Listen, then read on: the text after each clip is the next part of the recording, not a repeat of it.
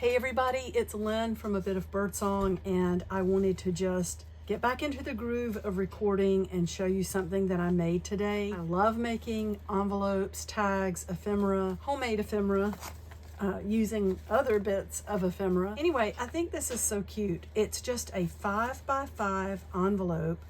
And I love making trashy journals. Everybody knows that. But I also think it's very pretty and authentic to put art into trash journals, to actually journal in trash journals, sharing private thoughts or whatever. That is, of course, if you're not planning on, sending your journal out to the universe when you're done. But it's always nice to have a pretty envelope to put into a trashy journal. It just jazzes it right up, and I think it's beautiful. For example, this is a current trashy journal that I started before I left to go visit my sweet mama, and I worked in this the whole time I was gone, just playing. And I think we're just gonna glue this beautiful envelope right onto the pizza box. There may be a prettier place to put it, I don't know, but for the sake of the video and time and just showing you what I'm talking about, let's go ahead and glue this in. Yes, I should be using my little spatula, but I'm gonna glue this right here. This envelope doesn't attach or close with any kind of closure. The weight of this little cluster on the front helps it to close again.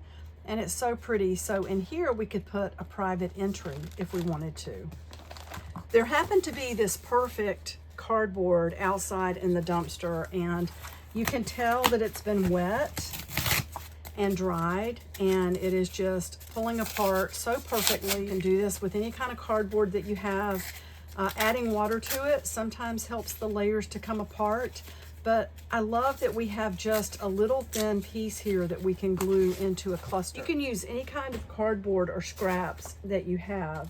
I do have this very fun envelope maker, and journals by Allie. I think she goes by Allie. She is such a sweetheart, Alejandrina, and she sent me this years ago, and I have treasured it. I have used it, but it will tell you, for example, if you want a 5x5 envelope to fit like a 5x5 card, your paper needs to be 8 1/8 by 8 1/8. And then the score line that you start with is 4 1/8. If you don't have one of these, they may still have them on Amazon. I will look and see.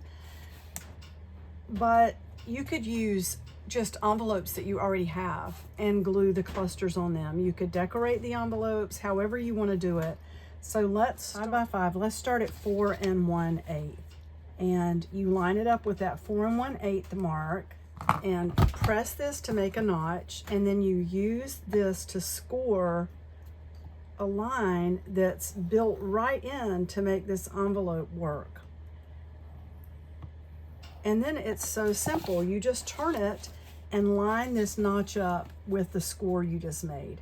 So once you measure or calculate that first one, it's, oops, I didn't do my little score line. Once you do the first one, it's so easy to come back and do each subsequent line. Now, can you make a mistake? Yes, I've accidentally gotten off kilter just a little bit before, but it usually works out with a little extra folding and trimming. But this little thing is just so fun to use. I've used it many times to make envelopes of all different sizes. So we have our 4 scores and all 4 notches, and then I do go ahead and come back and round the edges. You could make a wonky sort of uneven envelope too. Just fold it however you want to. We used to just take papers and fold them when we were little, when we were always making our own things. So from here, you just fold on those score lines, and I go ahead and fold these 3 at the bottom, and I glue it so that this one folds up over these other 2. And I put a little dab of glue right here and fold that down, and then glue, just gonna pop up, but we'll lay it back down. Put the glue along the edges there, so when you fold it up, everything is sticking. And then you fold this down, and it's that easy and simple. I love that. So then let's just make a little cluster, and we could distress this too. I didn't distress the other one, but that's definitely something you could do, even with, you know, a bit of coffee. There's some dried up coffee in here, and that's on my list of things to do, to bring my instant coffee in here. So you could just go around the edges and distress that.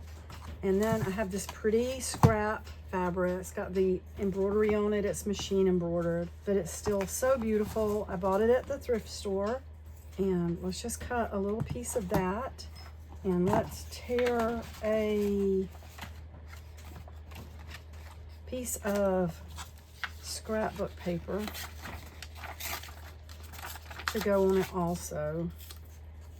It's going to be so pretty just to layer all of this. We have our fabric and our paper. I might like that piece better. And let me tear that so that little white edge is not showing. And we could definitely distress this paper if we wanted to as well. Now I'm just going to staple these because we're not going to see these two staples, and staples are fine. If you want to see the staples, I think that's really cool too, and you could place them where they're more appealing or whatever. And then the last thing, I have this basket with all sorts of little images cut out, just the cutest little things. And I want to try to find, oh, look at the little girl with the jump rope. That would be cute in the roses. So I'm going to just kind of round the edges because all of these are cut out square, and it doesn't have to be perfect. So then we're going to glue this last piece down, so really the staples are not even going to show. So the staples underneath do give it a lot of structure, and that just turns out so adorable. I could probably do something with these little things.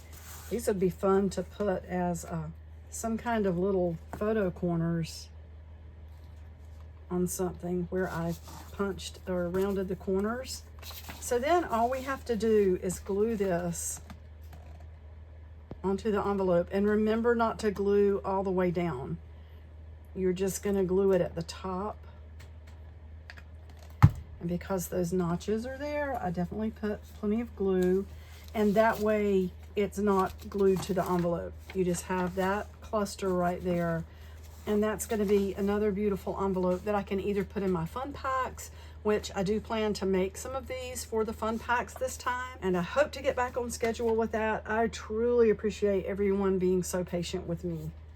I've been away for a long time. I got back late Wednesday evening, and oh my goodness, I didn't even tell my mom about this because she would just worry. And Mama, if you hear this, everything's fine.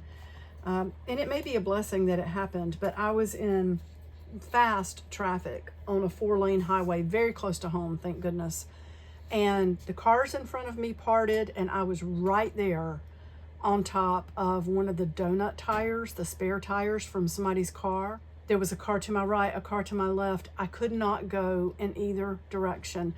I got over as far left as I could without hitting the car next to me, because that would have been worse. I ran over that tire, and it made the loudest noise, and it just blew out my right front tire. It basically split it across the bottom. So I started changing the tire myself. I did message Jason because we had ordered food. That was my first night back home, and we had ordered takeout, so I was going to pick that up. And I just messaged him. I said, I'm on I-85. I told him where I was. And I said, I'm out changing my tire. He said, do you want me to come help you? I said, yes, if you want to. And I'm glad he showed up, because there was one lug nut that I think I could have eventually gotten it, but man, it was on there tight. Some of them were too tight. I was able to get them all, and I was on the last one when he showed up. So I had already jacked up the car, and thank goodness, you know, I knew how to do that part, because I didn't want to be out there at dark, and it was getting dark. So where was I going with this? Oh, I know what I was saying. I've been gone for a long time, and you know, it's like, well, here's real life again, you know, and I'm so grateful it wasn't a major accident, because that could have been horrible. It could have flipped my vehicle.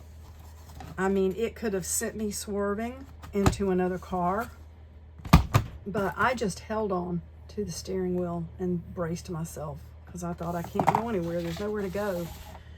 So anyway, but I really appreciate everybody's kindness. LOL, I thought I would get content created while I was away. And LOL, I thought I would have some content stored up. But it's just been so busy with this move out into the metal nest, which I absolutely love. So here we are. I did the same thing. This is a 5. This is going to be a 5x5 envelope. And I cut the paper according to the dimensions, which is 4 1/8 by 4 1/8.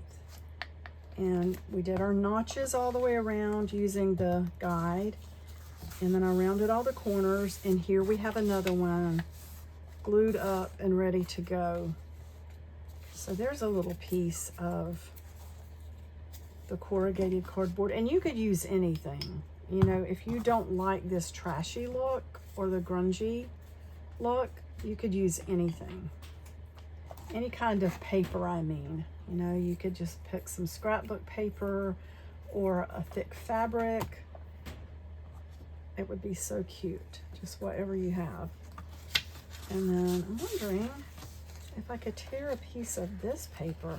This is sort of a handmade paper with the beautiful beads. It's got strings in it, actually, so those beads are probably going to fall off, but I'm not sure. I may not even like this once I'm done. But I have this gorgeous handmade paper, and I've never really used it. So I thought, let me pull this out and just see. Oh, lovely. I should have known that was going to happen, because the last staple that I put in the other one loose staple came flying out. And I thought, wow, why did that happen? I love how that bit of coffee is coming through there. And you know, is that going to be okay like that? We could take another piece of paper and put behind it to sturdy it up a little bit, because I see that the paper is a whole lot bigger than the cardboard that I put there. So let's do that. And now let's get one of our little images to glue over the top of everything. Look at that tiny little old photograph as well.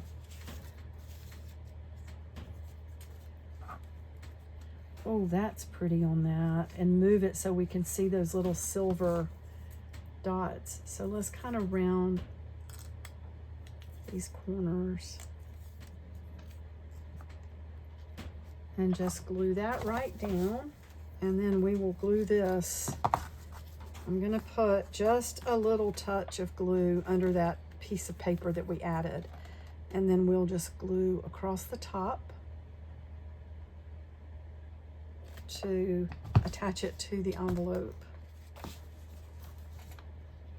Like that.